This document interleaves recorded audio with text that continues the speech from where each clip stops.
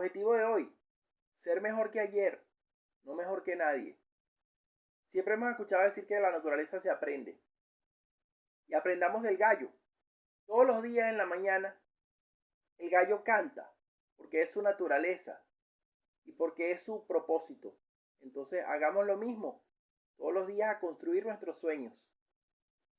No importa dónde esté, cómo está el clima o las circunstancias, el gallo tiene la actitud correcta y cumple con su propósito. Y nadie le agradece ni le aplaude, pero él sabe qué rol le toca jugar y lo asume. Entonces sigamos aprendiendo de la naturaleza.